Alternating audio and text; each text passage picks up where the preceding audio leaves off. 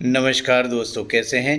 2018वें लेख में 8वें महीने के प्रथम दिन अर्थात अगस्त महीने के प्रथम दिन प्रथम गुरुवार की आप सभी स्नेहीजनों को नई उमंग, नई आशा, नए उत्साह और व्रतों के त्यौहार से भरपूर महीने की शुभकामना के साथ अवधपुरी वेल भोपाल से आप सभी स्नेहीजनों को जय श्री कृष्ण और ओम नमो भगवते वासुदेवाय।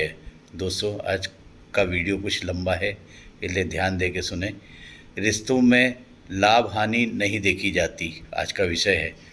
आज कल रुपए पैसे के लिए अनेकों परिवार कोर्ट कचहरी के साथ लड़ भिड़ कर समाप्त भी होते जा रहे हैं, किंतु संपत्ति ही जीवन में सब कुछ नहीं होती। आज इसी को एक छोटी सी रोचक कहानी के रूप में प्रस्तुत करने का प्रयास किया है। अशोक हाईवे से गाड़ी चला के चला जा रहा था। सड़क किनारे उसे एक छोटी लड़की तरबूज बेचती दिखाई दी। अशोक ने गाड़ी रोक कर पूछा, तरबूज का क्या रेट है बेटा? लड़की बोली, 50 रुपये का एक तरबूज है साहब। पीछे से सीट पर बैठी अशोक की पत्नी मीना बोली, इतना महंगा तरबूज नहीं लेना जी, चलो यहाँ से। अशोक बोला, महंगा कहाँ है, इसके पास जितने भी तरबूज हैं कोई भी 5 किलो से कम नहीं। 50 रुपये का एक दे रही है तो 10 रुपये किलो पड़ेगा हमें। बाजार से तो तुम 20 रुपये किलो के हिसाब से भी लेके आती हो। अशोक की पत्नी मीना ने कहा, तुम रुको, मुझे मोलभाव करने दो। फिर वह लड़की से बोली, 30 रुपये में एक देना है तो दो, वरना रहने दो। लड़की बोली, 40 रुपये में तो एक तरबूज मैं ही लेके खरीद के आई हूँ आंटी, आप 45 रुपये का एक ले लो, इससे सस्ता मैं नहीं दे सकती। अशोक की पत्नी मीना बोली, झूठ मत बोलो बेटा, सही रेट लगा लो। देखो ये तुम्हारा छोटा भाई है ना, इसी के लिए थोड़ा सा सस्ता कर दो। उसने खिड़की से झांक रहे अपने 4 वर्षीय बेटे वैभव की तरफ इशारा करते हुए बोली। सुंदर से बच्चे को देख वह लड़की मचल गई और तरबूज लेके हाथ में दौड़ती हुई उसके पास पहुंच गई। फिर लड़के वैभव के गाल पे हाथ फेर कर बोली, सचमुच मेरा भाई तो बहुत ही सुंदर है आंटी। अशोक की पत्नी मीना वैभव से बोली, दीदी को नमस्ते बोलो बेटा। वैभव भी प्यार से बोला, नमस्ते दीदी। लड़की ने गाड़ी का दरवाज़ा खोल कर बच्चे को बाहर निकाल लिया और फिर बोली, तुम्हारा क्या नाम है भैया?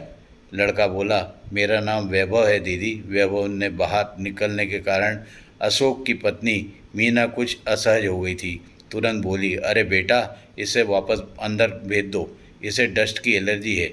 लड़की इसकी आवाज़ पर ध्यान न देते हुए लड़के वैभव से बोली, तू तो सचमुच ही गोल मटोल है रे भाई, तरबूज खाएगा? लड़के ने हाँ में गर्दन हिलाई तो लड़की ने तरबूज उसके हाथ में थमा दिया।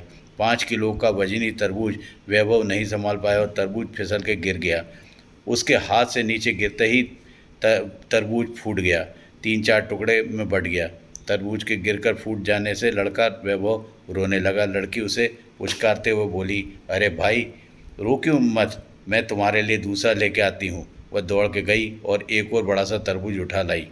जब तक वह तरबूज उठाकर लाई, इतनी देर में अशोक की पत्नी मीना ने वैभव को अंदर गाड़ी में खींचकर दरवाज़ा भी बंद कर लिया।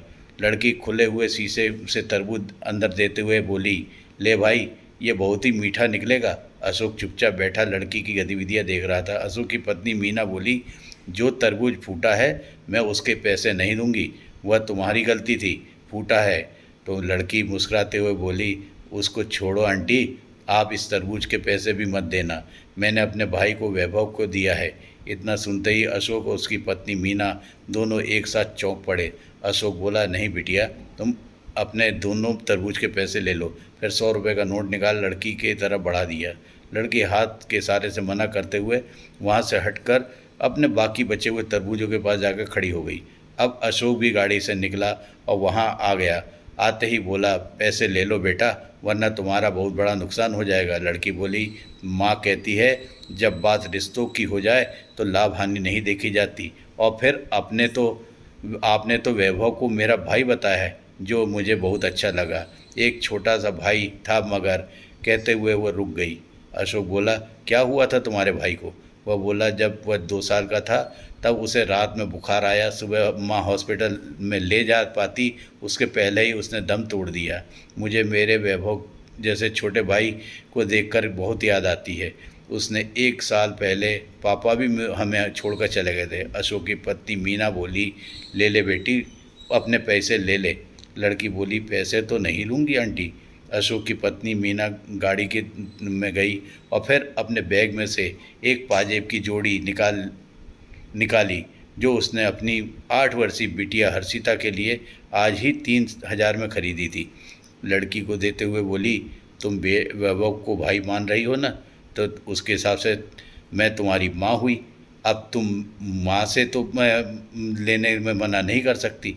लड़की ने हाथ नहीं बढ़ाया तो उसने ज़बरदस्ती लड़की की गोद में पाजेब रखते हुए कहा, रख ले बेटा, जब भी पहनेगी तुझे हम सबकी याद आएगी। इतना कहकर वह वापस गाड़ी में जाकर बैठ गई।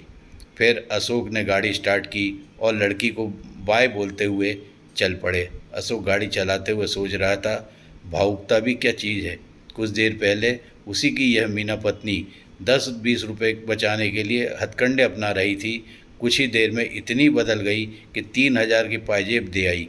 तभी अचानक अशोक को लड़की में कि एक बात याद आ गई, रिश्तों में लाभ हानि नहीं देखी जाती। अशोक प्रॉपर्टी का विवाद बड़े भाई से चल रहा था और मुकदमा भी चल रहा था। उसने तुरंत ही अपने बड़े भाई को फ़ोन लगाया और फ़ोन उठाते ही बोला, भैया मैं अशोक बोल रहा हूँ। अशोक बोलो, क्यों फ़ोन लगाया है? अशोक बोला, भैया आपने मैंने मार्केट में वाली दुकान ले लो और मेरे लिए मंडी वाली छोटी सी दुकान छोड़ देना। वो बड़े वाला प्लाट भी आप वापस ले लो, मैं छोटे वाले प्लाट को ही ले लूँगा। मैं कल ही मुकदमा भी वापस ले रहा हूँ। सामने से फिर कुछ देर के लिए आवाज़ नहीं आई। फिर उसने बड़े ही भाई से ने कहा, इसमें तो तुझे बहुत नुकसान हो जाएगा छोटे। अशोक बोला, भैया आप मुझे समझ में आ गया है कि रिश्तों में लाभ हानि नहीं देखी जाती, मात्र एक दूसरे की खुशी देखी जाती है। उधर से फिर खामोशी छा गई। फिर अशोक को बड़े भाई के रोने की आवाज़ सुनाई दी। अशोक बोला, रो रहे हैं भैया? कि बड़ा भाई बोला, इतने प्यार से पहले ही बात कर लेता तो सब कुछ मैं तुझे वैसे ही दे देता रे भाई। अब घर आ जा, दोनों प्रेम से बैठ करके प्रेम का बंटवारा करेंगे। इतनी बड़ी कड़वाहट कुछ प्रेम के शब्दों से ही और मीठे बोलों से ही न जाने कहाँ चली गई थी। कल जो एक एक इंच ज़मीन के लिए लड़के कोर्ट कचहरी कर रहे थे, आज वही दोनों भाई एक दूसरे को सब कुछ देने के लिए तैयार हो गए थे। दोस्तों, अगस्त महीने के प्रथम दिन नई उमंग, नई आशा, व्रत त्योहारों से भरपूर महीने की शुभकामना के साथ अंत में इतना ही कहना है, अपने जीवन में त्याग की भावना रखिए। अगर हमेशा देने के तत्पर रहेंगे तो लेने वाला भी का भी हृदय परिवर्तन एक ना एक दिन जरूर हो जाएगा। याद रखें, रिश्तों में लाभ हानि नहीं देखी जाती। यह कटु किंतु सत्य है कि अपनों को करीब रखने के लिए अपना हक भी छोड़ना पड़ता है। आज सभी लाभ हानि विचारे बिना जीवन जीने वाले स्नेही मित्रों को वंदन, अभिनंदन एवं ओम नमो भगवते वासुदेवाय के उपरांत नमस्कार।